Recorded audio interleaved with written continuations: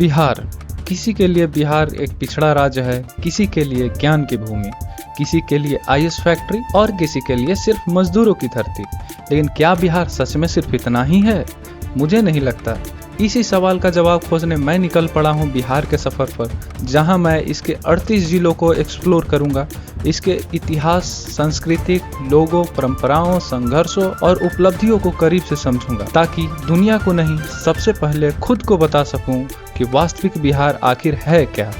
और बंधुगण, क्या हालचाल। तो हम लोग आए हुए हैं अपने बिहार सीरीज के पहले एपिसोड को शूट करने गया जी में। गया जी को ही मैंने क्यों चुना? बिहार में तो 38 जिले हैं, लेकिन गया जी से ही क्यों शुरुआत कर रहे हैं? कहीं ऐसा तो नहीं है कि गया जी में सबसे ज़्यादा टेम्परेचर होता है और बिहार का सबसे गर्म जिला है, तो जिसकी वजह से मैं खुद को तपाने आया हूँ? तो नहीं, ऐसा कोई बात नहीं है। गया जी का संबंध है बौद्ध धर्म, हिंदू धर्म, भगवान बुद्ध, भगवान राम, माता सीता, माता सती और ऐसे ही ना जाने कितने विभूतियाँ हैं जिनका संबंध यहाँ गया जी से है। इससे बेहतर जगह नहीं हो सकता था हमारे सीरीज का शुरुआत करने। Welcome to first episode of our series अपना बिहार। यह बिहार है, यह बिहार है, ज्ञान और वीरों का द्वार है, बुद्ध महावीर की धरती, भारत का यह श्रृंगार है, सभ्यता की अमर कहानी, ज्ञान का उज्जवल संसार है। इस चिलचिलाती धूप में 115 किलोमीटर तय करने के बाद हम लोग पहुंचते हैं गया जी के उस जगह पे जहां भगवान विष्णु का चरण चिन्ह है, विष्णुपद। नमो भगवते वसुदेवाय नमः। ओम नमो भगवते वसुदेवाय नमः। ओम नमो भगवते वसुदेवाय नमः। ओम नमो भगवते वसुदेवाय नमः। बट वेट, ये चरण चिन्ह क्या है और इसकी स्टोरी क्या है? So let me explain you the story of Vishnupad. पुराणों के अनुसार प्राचीन काल में गयासुर नाम का एक असुर था, लेकिन वह अन्य असुरों की तरह अत्याचारी नहीं था। उसने कठोर तपस्या की। उसकी तपस्या से प्रसन्न होकर भगवान विष्णु ने उसे वरदान दिया। गयासुर इतना पवित्र हो गया, जो भी उसे देखता उसके पाप नष्ट हो जाते। देवताओं को चिंता हुई, तभी लोग बिना कर्म किए ही स्वर्ग जाने लगे तो सृष्टि का संतुलन बिगड़ जाएगा। तब देवताओं ने भगवान विष्णु से सहायता मांगी। भगवान विष्णु ने गयासुर से यज्ञ हेतु अपना शरीर देने का अनुरोध किया। गयासुर सहमत हो गया। यज्ञ के दौरान भगवान विष्णु ने अपने चरण उसके शरीर के ऊपर रख दिए। कहा जाता है कि उसी स्थान पर भगवान विष्णु के चरण चिन्ह स्थापित हुए और वह विष्णुपद मंदिर बना। इसी धरती को आज हम लोग गया के नाम से जानते हैं। अभी मैं जिस जगह पे खड़ा हूँ वो है रबर डैम और इसका कुल लंबाई है 411 मीटर और ये भारत का सबसे लंबा रबर डैम विष्णुपद मंदिर, जो कि इस साइड देख सकते हैं, लेफ्ट साइड है। और इस साइड है आपका सीता कुंड, जहाँ माता सीता ने पिंडदान किया था, ऐसा मान्यता है ग्रंथ के अनुसार, जो भी धार्मिक ग्रंथ है उसके अनुसार। और एक मान्यता और है कि इस नदी में कभी पानी नहीं रहता है, लेकिन आप अभी मेरे पीछे पानी देख सकते हैं। ये सिर्फ देन है कि इसका हमारे फॉर्मर जो चीफ मिनिस्टर थे श्री नीतीश कुमार जी, उनका देन है। जो भी पितृपक्ष मेला होता है तो उस टाइम क्या है कि पानी की आवश्यकता रहता है पिंडदान करने के लिए, तो उसके लिए यहाँ पर इस नदी में पानी नहीं रहता है। पौराणिक जो मान्यताएं हैं, धार्मिक मान्यताएं और जो ग्रंथ है उसके अनुसार सीता जी से फल्गु नदी को श्राप मिल चुका था, तो जिसकी वजह से यहाँ पर पानी नहीं रहता था। अब समय आ चुका था हमारे दूसरे लोकेशन कवर करने का, जो कि है मां मंगला गौरी भवन, जिसका डिस्टेंस विष्णुपद मंदिर से 1.4 किलोमीटर पड़ता है। और हम लोग पहुंच जाते हैं मां मंगला गौरी के द्वार। मैं आ चुका हूँ अभी मंगला गौरी और ये वहाँ से यहाँ पर आराम कर रहे हैं। जय जगदम्बे, जय आदिशक्ति, जय जगदम्बे, जय जग जननी मां, जय जग जननी मां।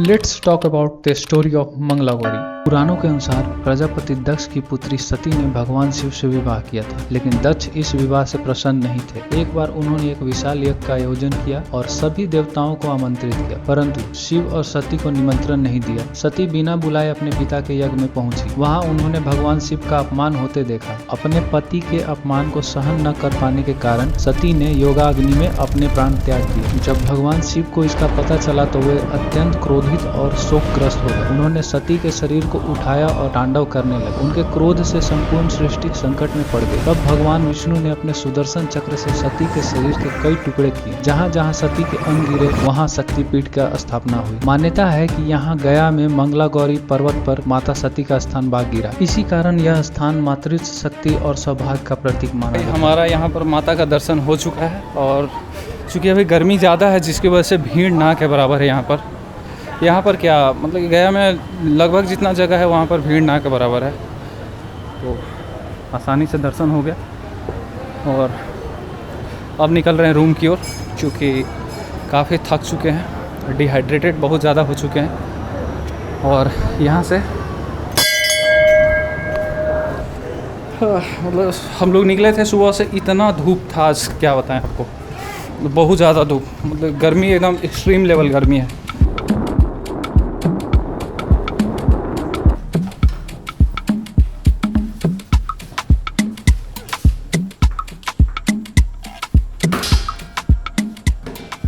तो अब हम लोग आ चुके हैं रूम पे, अब बनेगा खाना। ये हमारा किचन और खाना बना के सोएंगे, फिर कल सुबह निकलेंगे। और कल सुबह एक चीज़ का हम लोग को ध्यान रखना पड़ेगा कि पानी जितना ले सके उतना बैग में पानी ही रखें, क्योंकि कल चढ़ना है पहाड़ और इतना धूप है क्या बताएं, होश बिगड़ने वाला है। लेकिन चलिए जो होगा देखा जाएगा।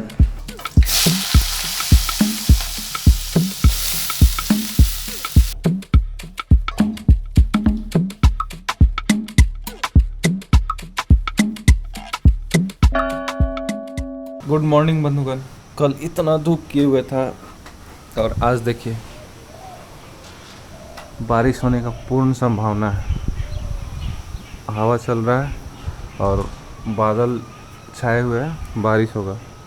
तो पहाड़ चढ़ने में आज दिक्कत नहीं होगा, क्योंकि अगर बारिश नहीं करता, पहाड़ चढ़ना था तो बहुत ज़्यादा उनका हालत ख़राब हो जाता, क्योंकि कल ही मतलब अच्छा खासा डिहाइड्रेट हो गया था बॉडी, जबकि पानी का इनटेक ज़्यादा था और ये बहुत पानी पीते ही रहे थे लगातार। फिर भी लगता है कि 45 डिग्री टेम्परेचर था और यहाँ गया में तो क्या ही बताएं आपको, मतलब टेम्परेचर तो 45 डिग्री है लेकिन फील लाइक होता है जो 50 से एबव।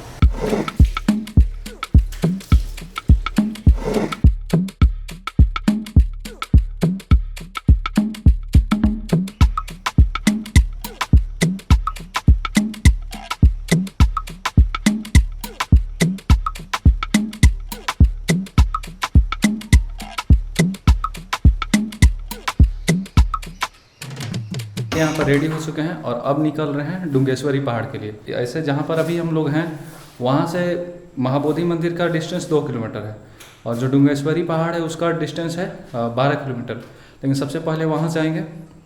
क्यों? क्योंकि भगवान बुद्ध का जर्नी वहीं से समझिए कि शुरू हुआ था। तो चलिए वहाँ पर चलते हैं, फिर आपको बताते हैं बाकी की चीज़ें। मॉर्निंग में हम लोग खुश हो रहे थे कि आज मौसम बढ़िया कर दिया है, लेकिन वापस से जब निकल रहे हैं तो धूप कर दिया है। लगता है नेचर हम लोग का टेस्ट ले रहा है कि कितना स्ट्रगल कर सकते हो। लेकिन एक चीज़ बढ़िया है कि जैसे कि हवा चल रहा है ना, जिसकी वजह से थोड़ा सा ठंडा है, कल के अकॉर्डिंग ठंडा है थोड़ा सा। और यहाँ से अब हमारा डिस्टेंस है 13 किलोमीटर, 12 किलोमीटर 13 किलोमीटर यहाँ से। और हम लोग जा रहे हैं अब डुंगेश्वरी पहाड़।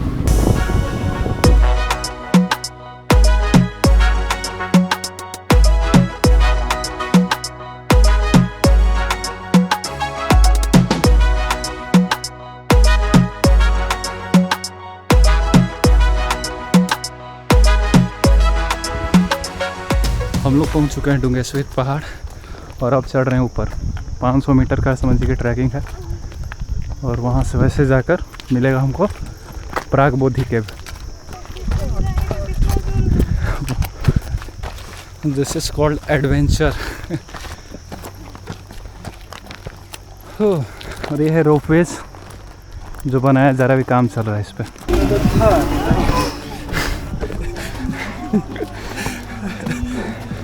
थक गया ये इतना जल्दी। पूरा खड़ा था एकदम खड़ा, एकदम सीधा खड़ा। These are the places where you are actually testing your stamina and your body strength. और जब तक थकान ना हो तब तक मज़ा कैसे आएगा।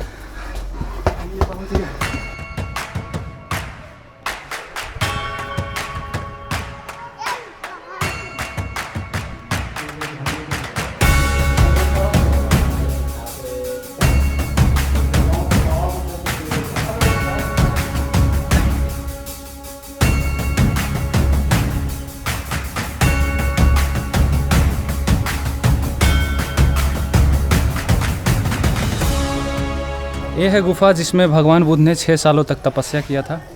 और यहाँ से 6 साल तक जब उन्होंने तपस्या किया तो फिर देखे कि कुछ नहीं हो रहा है, हठ योग से कुछ नहीं हो रहा है और तपस्या से भी कुछ नहीं हो रहा है। उनका शरीर बहुत कमज़ोर हो चुका था। तो यहाँ से वो बढ़ चुके थे बोधगया की तरफ, लेकिन वो रास्ते में एक पीपल का पेड़ था, वहीं पर बैठे हुए थे। और वहीं पर कहानी है सुजाता और भगवान बुद्ध का, जहाँ पर भगवान बुद्ध ने खीर खाया। उसके बाद वो महाबोधि मंदिर गए और वहाँ पर तपस्या किया उन्होंने। तो चलिए अब चलते हैं वहाँ पर माता सुजाता का जहाँ पर स्तूप है वहाँ पर। हाय नमस्ते। नमस्ते।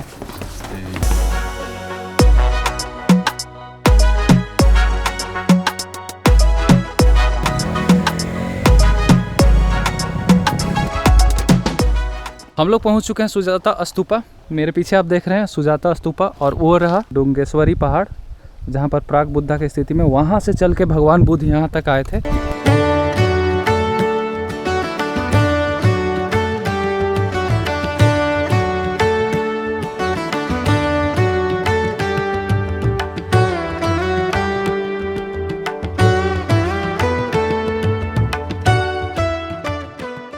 यहीं पर कहा जाता है कि भगवान बुद्ध को वो जो खीर का कटोरा है वो दिया गया, और वो खीर का कटोरा ऐसा था कि जिसने मानव इतिहास को बदल के रख दिया। उसी खीर को खाकर सिद्धार्थ गौतम भगवान बुद्ध बने।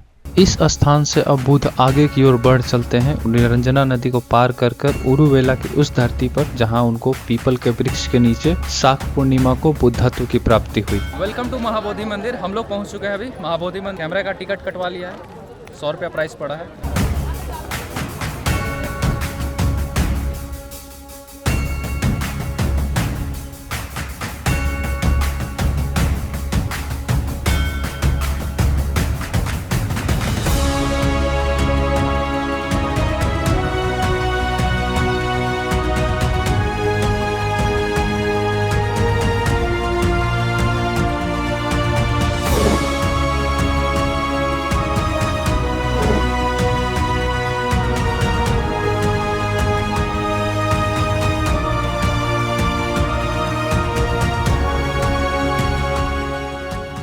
ये है महाबोधि मंदिर जिसका हम लोगों ने दर्शन कर लिया। यहीं पर भगवान बुद्ध को ज्ञान की प्राप्ति हुई थी। और अब हम लोग निकलने वाले हैं अपने नेक्स्ट लोकेशन के लिए। बोधगया में भूटान, जापान, चाइना और थाईलैंड जैसी कंट्री का भी मोनेस्ट्रीज है, जिनमें से एक है बुद्धाराम टेम्पल, जिसे हम सिल्वर टेम्पल के नाम से भी जानते हैं, जो जाना जाता है अपनी खूबसूरती और आर्किटेक्ट के लिए। बज रहा है 11:30। सुबह 8 बजे से 12 बजे तक खुला रहता है और फिर 2 बजे से लेके 5 बजे तक, फिर उसके बाद बंद कर दिया जाता है। कल हम लोग शाम में आए थे 5 बजे, 5 बज चुका था, तो जिसकी वजह से हम लोग को एंट्री नहीं मिला था। तो अभी आए हैं और गर्मी बहुत है, धूप एक्सट्रीम लेवल धूप है, सर के ऊपर सीधा धूप है। कोनिचिवा मिन्ना। अरे अचानक से मैं जापानीज कैसे बोलने लग गया। मेरे पीछे आप जो देख रहे हैं एक जापानी स्ट्रक्चर है, कहीं मैं जापान तो नहीं पहुँच गया? तो नहीं, ये हमारे बोधगया में है जापानीज टेम्पल, और अभी हम लोग आए हैं जापानीज टेम्पल एक्सप्लोर करने। चलिए अंदर चलते हैं।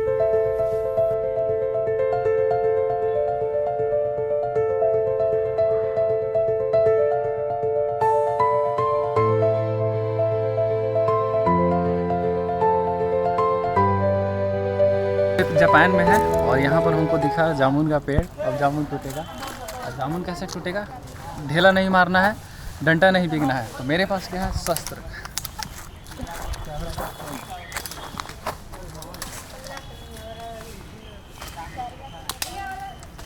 सब फट गया। एगो यहाँ यहाँ एगो यहाँ। और ये टूट चुका है जामुन हमारा। और अब यहाँ से निकलकर हम लोग जा रहे हैं टेकारी किला, जिसका डिस्टेंस है 41 किलोमीटर।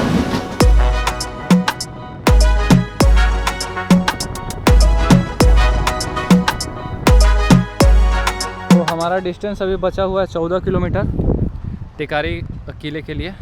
लेकिन रास्ते में जा रहे थे तो पंचांगपुर से 5 किलोमीटर पहले एक नज़ारा दिखाते हैं आप लोग को। ये देखिए, ये है गिट्टी माइनिंग स्पॉट।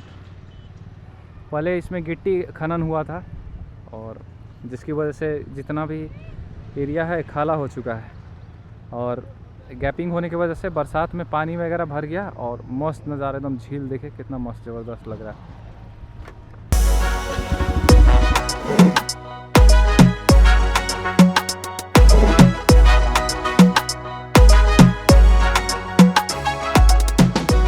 हम लोग पहुंच चुके हैं टेकारी किले के पास। एक समय था जब यहाँ पर दरवाजे पर हाथी घोड़े रहते थे, राज दरबार लगता था, शोभाएं निकलती थी। लेकिन आज देखिए, आज यही किला खंडहर हो चुका है। ये पूरा किला खंडहर हो चुका है। ये है किले का मेन दरवाज़ा, जहाँ से लोग आया जाया करते थे। और ये जैसे ही इंटर करते हैं तो ये देखिए, इसकी दीवारें देख सकते हैं, कितनी मोटी मोटी दीवारें हैं। उस टाइम पे ईंट का साइज देख सकते हैं आप, कितना पतला पतला ईंट से इसको बनाया गया है।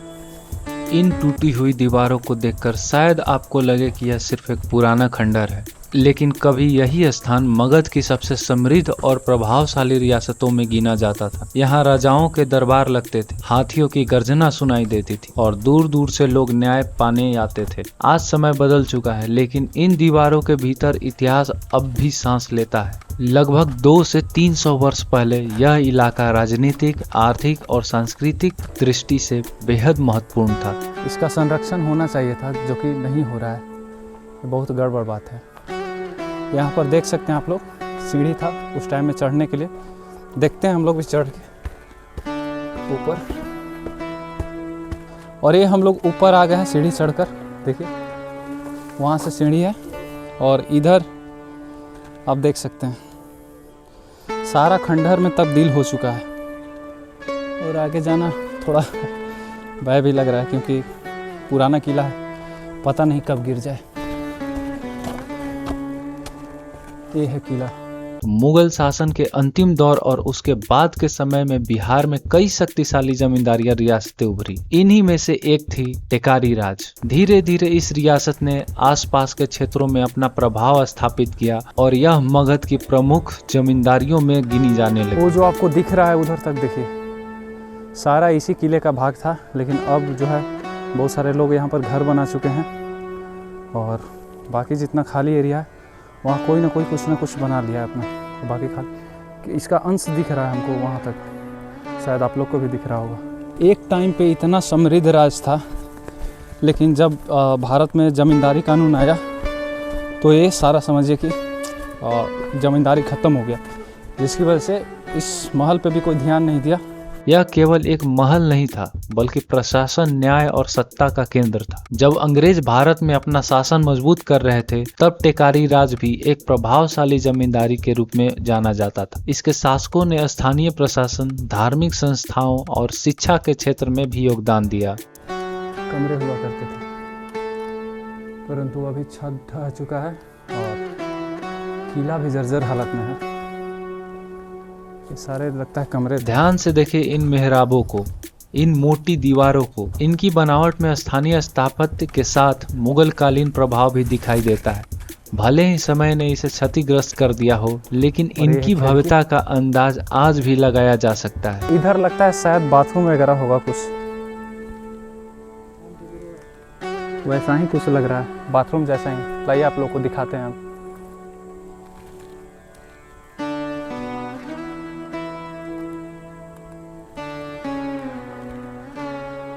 बाथरूम ही है, उस टाइम का बाथरूम है। और ये समझिए कि गुसल खाना है, ये ग्राउंड है और ये फर्स्ट फ्लोर पे बाथरूम था। और भी बहुत कुछ है, लेकिन ज़्यादा ऊपर हम लोग जा नहीं सकते हैं क्योंकि जर्जर है। आप स्थिति देख ही सकते हैं किले की, और थोड़ा रिस्क है, अगर कहीं पर चढ़े और नीचे गिर गए तो फिर दिक्कत हो जाएगा। समय किसी को नहीं छोड़ता। कभी जहां शाही दरबार सजते थे, आज वहां खामोशी है। कभी जिन गलियारों में घोड़ों और हाथियों की आवाज़ गूंजती थी, वहां आज हवा की सरसराहट सुनाई देती है। और ये देखिए यहाँ पर एक सीढ़ी है और काफ़ी खड़ा खड़ा सीढ़ी है, और हम लोग चढ़ रहे हैं ऊपर।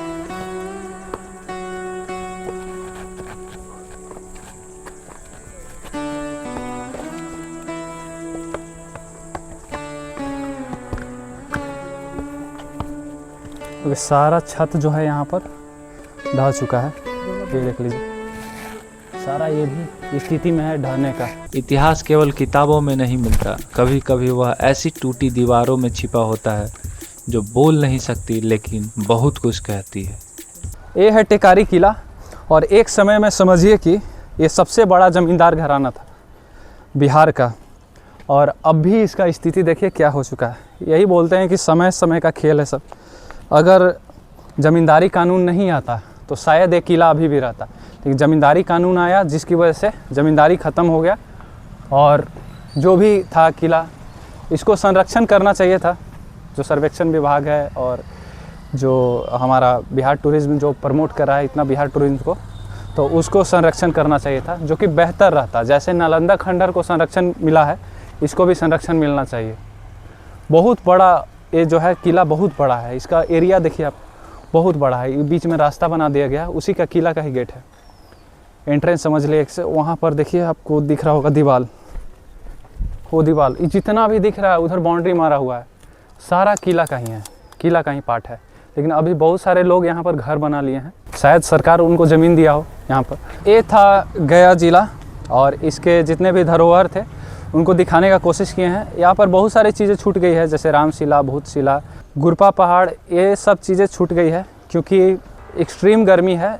3 दिन से हम लोग परिभ्रमण कर रहे हैं गया ज़िला में, और बहुत ज़्यादा डिहाइड्रेशन हो जाता है शाम शाम तक। जैसे रूम तक जाते हैं हम लोग तब तक डिहाइड्रेट पूरा बॉडी हो चुका रहता है। तो जितना भी पहाड़ी एरिया है उसको अभी हम लोग छोड़ रहे हैं, उसको कवर करेंगे किसी और वीडियो में। तो ये है हमारा बिहार सीरीज़ का पहला एपिसोड, और आपको कैसा लगा आप कमेंट सेक्शन में बताइए, एक लाइक ज़रूर करिए। तो चलिए मिलते हैं आपसे नेक्स्ट एपिसोड में, तब तक के लिए बाय।